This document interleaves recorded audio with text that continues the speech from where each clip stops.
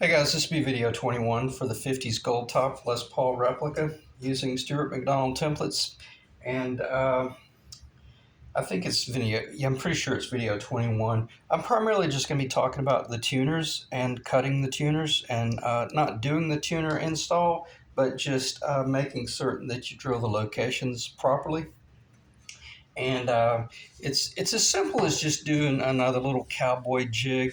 There's nothing that is aligned about this. This is just to allow you to put a clamp on your drill press deck, and then you can clamp back here as well. But I always start out with, all right, let me back up. If you, again, all I'm going to talk about is just cutting tuners. I may talk about a few other things, but nonetheless, you already know exactly what it is you want by now. You could come in with a pen, like a modeler's pen, and you could put your template up there, and you could punch through the center and I'd make identify the locations.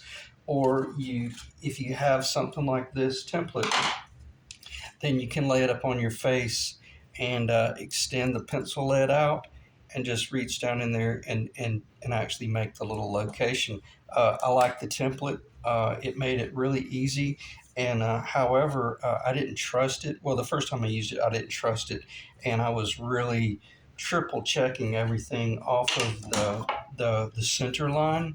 And sure enough, I discovered that I don't know if this is intentional. Let me get the logo. Okay, the score's on the back. I don't know if this is intentional, but the score down the center of this neck is not in the center of this dimension right here. And when I first got this, I kind of came out of the gate. I was furious because I wanted something that made it idiot proof, that I could just put this down and run the router. And then I got to thinking, I thought, well, maybe it's designed so that you could use this one template to build two different guitars.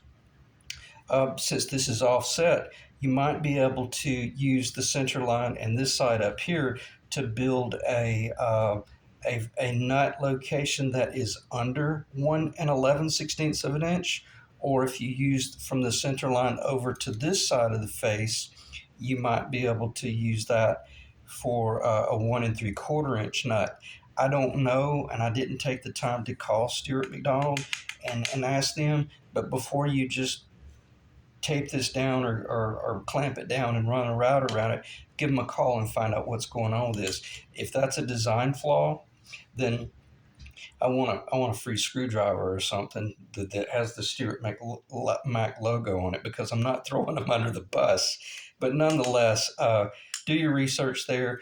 I did my research to find that it looks as though it is designed to build two different guitars, either a narrow nut location or the wider nut location, okay? So after I came to the realization of it doesn't matter anyway, because very rarely do I ever go spot on a vintage. I used it to get me in the game, and then I made my own decisions anyway. In other words, my headstock's not historically accurate. I'm about an eighth of an inch wider. I've already covered that. These are not in historical locations off the center line. They are in historical locations from, this dimension right here, and, that dimension right there, et cetera, et cetera.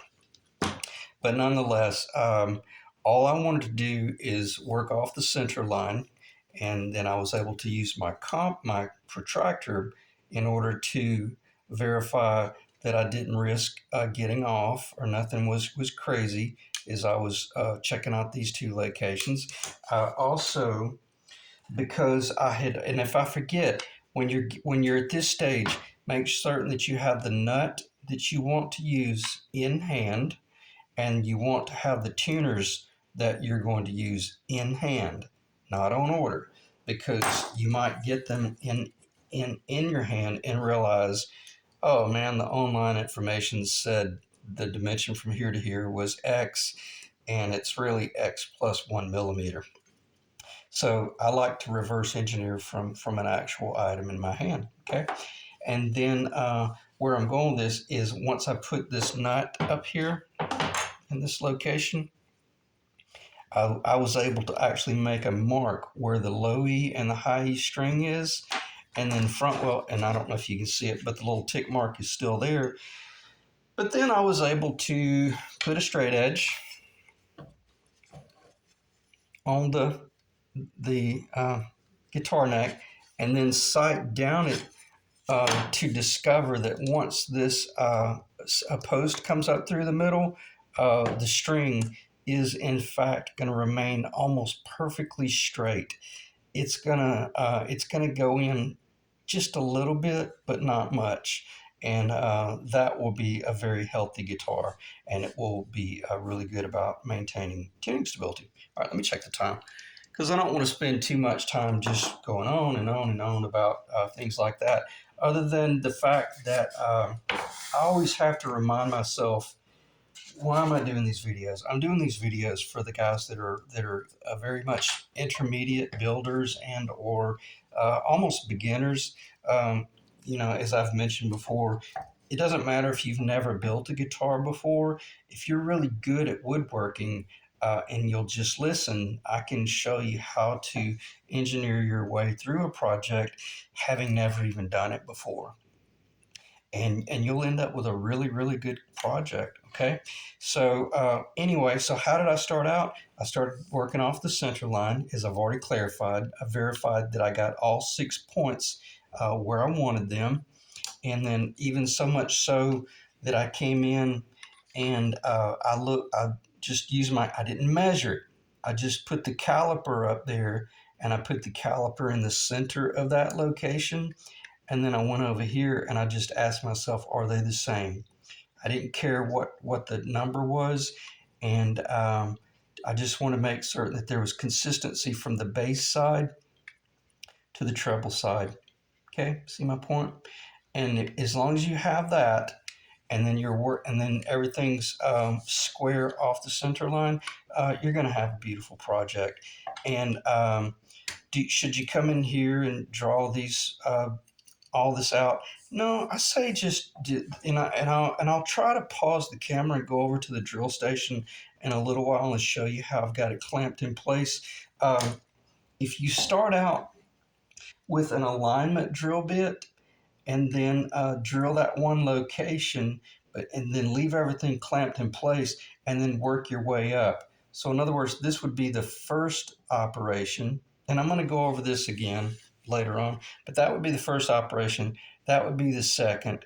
Then you would do a cut through pass with a 1/4 inch bit. Then you step up to a 5/16 inch bit, and then you finish out with a 21/64. Okay, so and you, once you find that perfect location, well, then leave everything clamped and just run through all the different drilling operations before you release the clamp. Okay, I went ahead and did these 3 right here, and because I was so wanting to do this on camera, and then I realized, hell, at a minimum, I'm just going to pull this off the deck, and I'm just going to do this video and just talk about it. And at least by having this visual here, you can kind of let your imagination run with you and go, okay, well, yeah, that's his alignment, and that's his alignment. That's his second stepped bit. And what does this tell me? When I drill down and kind of clean that little concave out, I'm going to turn it a little bit. If anything, what you probably see is it's like a little trumpet mouthpiece. That hole is perfectly in the center with the 1/4 inch cut. What does that tell me? Well, my drill bit is perfectly aligned, so that when I step up, if I have to step up to some monster like that, a 3/8 inch, okay, for say a Spurzell or the Grover Imperial, I believe they're I'm pretty certain they're 3/8 of an inch. Well, that's a monster, and obviously you're not gonna be freehanding that. If you are freehanding that, you're better than I am. So anyway, nonetheless, don't freehand it. Okay, you got this on your deck, and some of you guys might be thinking, well, wait a minute, you got that on the deck and you're on a slight taper, I'm only a 1/16 of an inch. Okay, so in a perfect world, this is 9/16 of an inch wide from here to here, and it doesn't matter whether you drill it from the front face or you drill it from the back. Robert Benedetto had a jig where he was drilling all his from the back, and I get it. That's probably a little bit more accurate because it's perfectly perpendicular to the face of this. The face. In other words, if that's down and you're drilling through it, once you drill up to this big monster right here, well, at least you know you're on a 90. I've come to the realization that there's enough flex in these things that little bit of variation is no big deal. Okay, because especially with the press in bushing, once this is in here, that bushing it can actually, I'm not going to say it will twist, but it can be off a millionth of an inch and you're fine. Okay. All right. So I'm going to stop talking about that because that's getting into the world of hypothetical. And in other words, there's some fairly, I'm not going to say there's loose tolerances there, but it's fairly forgiving. Okay. So you got your alignment location, your test 1/4 inch location, and you realize that all is well, and then you step up to a 1/4 inch bit, then you step up to a 5/16 inch bit, then you go up to a 21, I think it's 21/64. I forget the math, and then if you're doing the large tuner, then go ahead and step up to your 3/4. And that'll guarantee that when you pull the trigger on that last cut and you're running, I'm cutting these at about 800 RPMs. I didn't want to go too fast, but you certainly didn't want to go in too slow. Now, here's a little bit of trickery for you. If you've got a stepped bit and you've spent an enormous amount of time doing a phenomenal overlay that's burl and or it's from crazy parts out of Germany and it looks exactly like you know what, the last thing you want to do is chuck up a 3/8 inch bit and pull the trigger on that. Now the Vulcan fiber does cut really nicely, but you can use this step bit if you wanted to, even at this point right here, to just go ahead and drill down, go from a 1/4, hit 5/16, and then go ahead and hit 3/8 of an inch, and then start transitioning into a half, just enough to cut a little bit, just enough to kiss that top and kind of ease that edge so that when you do come in with your monster bit, you're far less likely to get tear out. You guys that are doing woodwork, you know the importance of going fast with very little pressure. If you're going slow and you're pressing hard, you're going to tear it apart. Okay, especially if you don't have it clamped really well. Okay, I'm not going to get melodramatic there, but we've all done it, and it's a sickening proposition when you really just eat it alive. So keep the speed up, keep the pressure real ginger, go in with a stepped bit. In other words, create that little pocket, then come in and do that final drill if you want to. Okay, let me check the time. Oh, sorry, I bumped the camera there. 13 minutes and 50 some odd seconds. Let me pause briefly and regroup, think about what all this stuff I've got on the table, and then, believe it or not, I'm actually going to go through it one more time, but from more of a macro view. Okay, I'll do a quick recap, then I'll pause, then we'll go to the drill press. So how did I do it? Again, you got a virgin surface. You've drawn everything out. And then I'm just going to walk through the process. I verified with my pencil. And then with those pencil marks, double checked everything. Roughly, this ends up being about a half inch off the edge, about a half inch off the edge, and about 9/16 of an inch off the edge there. You can go ever so slightly more if you want, and you could go about 9/16. I never go a full 9/16 up here. It gets a little bit too tight. But then the next process would have been actually what I did do, before I did any of this major drilling is once I found all 6 locations with the pencil, I took my marker and my centering tool, and I did an indentation. Then I put it on the drill press freehand, not on this jig, and I drilled all 6 of these. In other words, all 6 of these were drilled. And I had all these little locations, and then I came back in and I double checked, or I triple checked at this point, and I made certain that, yeah, everything's consistent. Then once I had my consistency, then I jet glued this to this, and then I started doing my drill press operation. And my drill press operation, this had already been done, but once I put this up on my drill press, I chucked this back up, and I used it as an alignment pin to position everything as I'm coming down with the drill press, and kind of kissing that point and making certain that it's actually going down in the original hole and releasing with ease. Then I put my clamp on it, and then I double checked it. If it started binding, I took my small hammer and I bumped on this end down here or down there to kind of get it perfect. Because a lot of times when you torque up your drill press, the deck will move a little bit. And you're going to have to be moving your drill press a little bit, the deck. So, and that's when I went ahead and went through all the operations where I went ahead and kissed it there, visually looked at it, and once I saw that was good, I went ahead and dropped it down to 5/16, and then I drilled the 5/16, and then I drilled the 21/64. Okay. Because we're not doing the 3/8. But if I was doing the big one, then I would have chucked up the 3/8. And there's a little trivia for you. When you set this operation up, don't set this up really close to the chuck where everything's real short.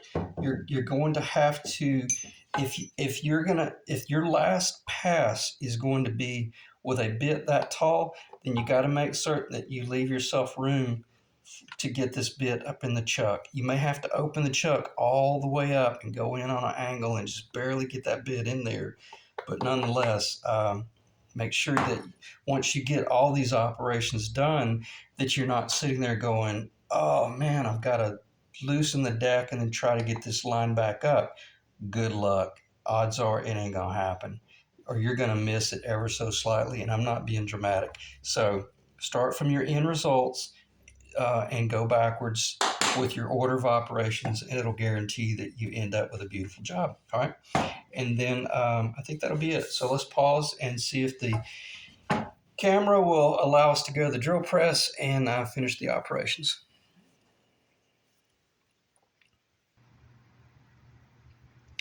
Okay, guys, I'm going to try to keep my volume down as low as I can, but we're basically just going to go Blair Witch Project here because it's going to be kind of crazy. But nonetheless, I am clamped in place.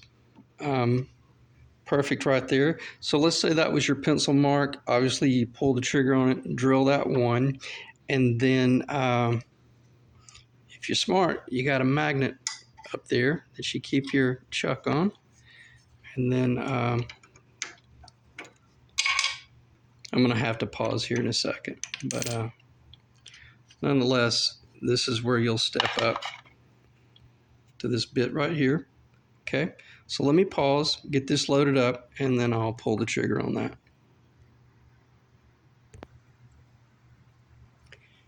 Okay, hopefully the camera is going to cooperate. I'm going to turn the drill on, so if you have earbuds in, pull them out, or turn the volume down. 3, 2, 1.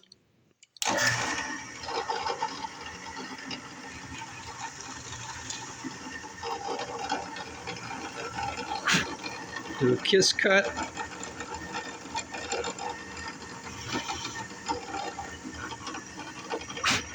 Looks really nice, staying centered. At this point, that's 1/4 of an inch. Sorry about the camera. That's 1/4 of an inch.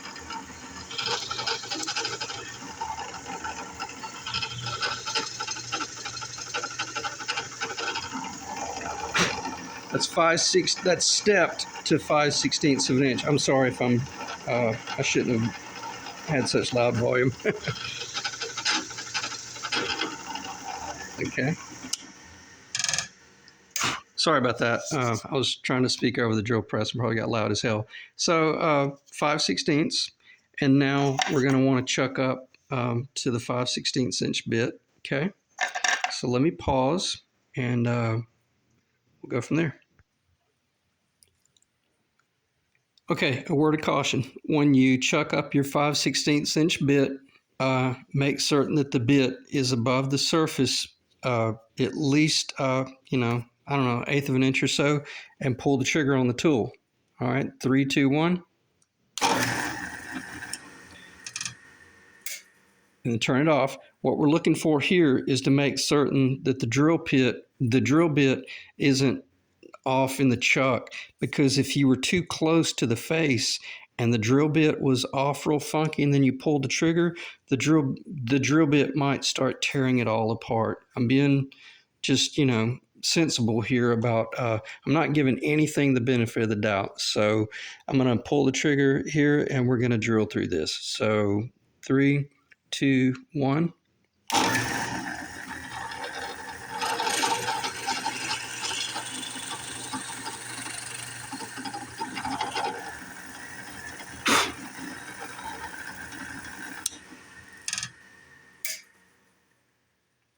And that should be it. So let me do this. Let me think. Should I talk about anything else on the drill? On the drill bit, on the drill press here, I mean, I'm not going to do these two. I just wanted to show you the operations and talk about some of the worst case scenarios there. But nonetheless, you know, that's just the little quick grip there, and the quick grip there shows the setup. Very simple. There's nothing about it that is measured or true or laid out or any of that jazz. So I'm going to pause one more time, then we're going to go to the, I'm going to finish the job, and then we'll go to the table and talk about it.